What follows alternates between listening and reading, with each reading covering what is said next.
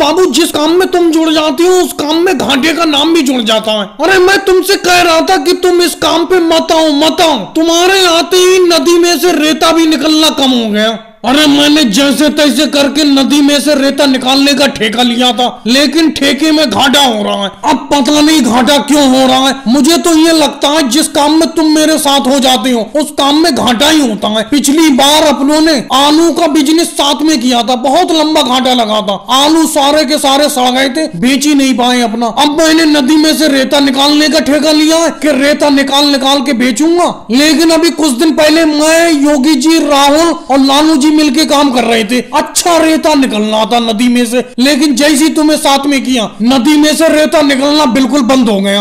ये थोड़ा थोड़ा सा नदी में से रेता निकलना है, उसी रेते को सर से ढो के बाहर को निकालना है। लेकिन अभी कुछ दिन पहले इतना रेता निकलना था कि मुझे योगी जी का बुलडोजर जीसीबी बुलाना पड़ गया था। उसी से रेता निकलवाया था मैंने और ट्रैक्टर ट्राली से ढुलवाया था।